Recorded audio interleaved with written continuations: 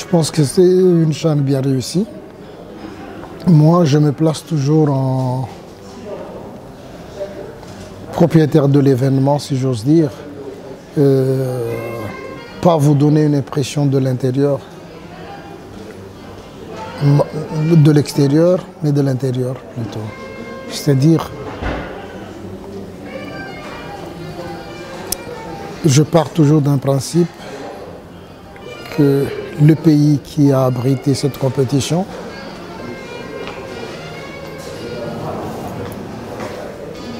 les ressources humaines, c'est-à-dire la qualité des gens, la disponibilité des gens qui ont travaillé, que le pays nous a fournis pour coopérer avec nous dans l'organisation de cette compétition. C'est de là que je me cantonne de remercier et de vous dire qu'on a eu une équipe excellente qui nous a aidés sur place à aller de l'avant et à pouvoir organiser, à offrir un bon tournoi.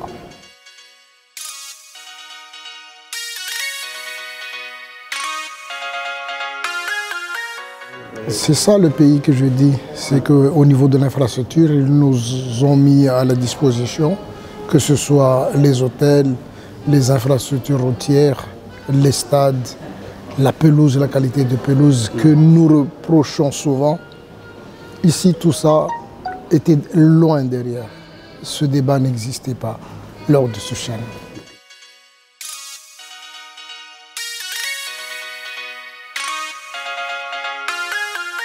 Non, ça n'a pas une relation sur la Coupe d'Afrique des Nations. Ça a plutôt une relation par rapport à la candidature de Maroc 2026 pour la Coupe du Monde.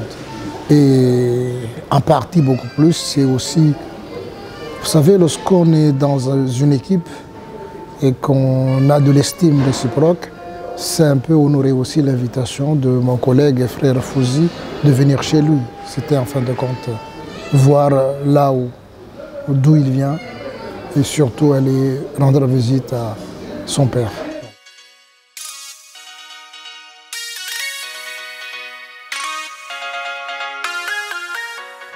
Et moi, même si je n'ai pas vu dès le départ, connaissant le Maroc, connaissant l'engagement jusqu'au plus haut sommet du royaume, je n'ai aucun doute sur la capacité du Maroc pour abriter une telle compétition.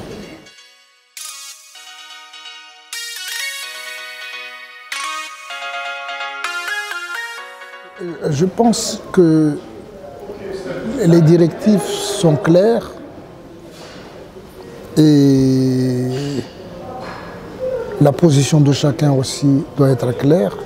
C'est vrai, il y a une limite dans tout ce qu'on fait par rapport à ces nouvelles dispositions, mais vous savez, ça n'empêche pas. Moi, je prends par exemple un proverbe africain en tant qu'Africain. Lorsqu'on veut avoir un gibier et qu'on va à la chasse, on ne fait pas de bruit. Donc, c'est pas pour aller déclarer tout à la radio, à la presse et tout qu'on peut gagner la bataille pour cette campagne de 2026. Il y a beaucoup de manières de faire la campagne.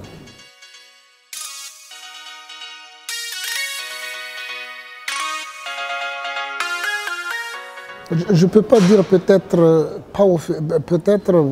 vous dites officiellement, concrètement, pragmatiquement, voilà. Donc, est-ce que c'est un retour en arrière? Ce n'est pas un retour en arrière. Le même engagement, la même motivation, et puis surtout la même ambition pour que l'Afrique puisse abriter ce grand événement. Vous ne vous posez pas de questions en tant que média.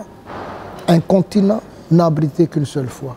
Un pays, les États-Unis, a déjà abrité une fois. Est-ce qu'on peut comparer un continent avec un pays? Donc voilà. Voilà les raisons et je pense que là-dessus même, pour nous qui sommes des croyants, Dieu est juste.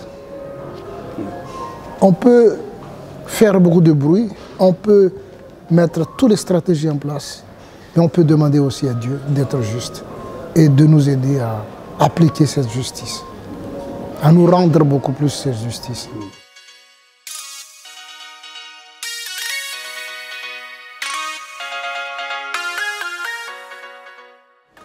Mais attendez, n'anticipez pas, attendez. Mais tout dossier qu'on envoie au Congrès doit toujours passer au Conseil de la FIFA. Aucun sujet qui peut être discuté au Congrès n'est pas abordé au Conseil. Donc c'est la logique, la règle même de gouvernance au sein de la FIFA, même à la CAF. Tous les dossiers qu'on envoie au Congrès de la CAF, on le discute toujours au sein du comité exécutif. Il n'y a pas un retour en arrière sur ça. Il y aura contradiction si nous essayons au sein du Conseil de s'arroger de la compétence du Congrès.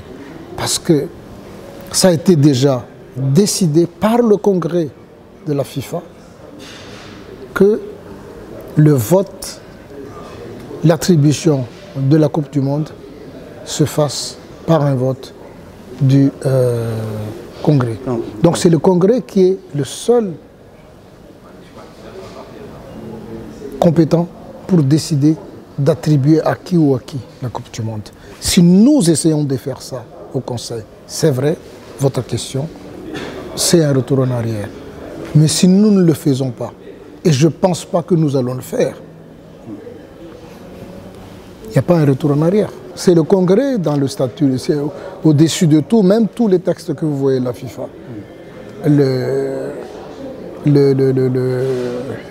La décision revient toujours au Congrès. C'est le Congrès qui est l'instance suprême, qui est souveraine de l'institution.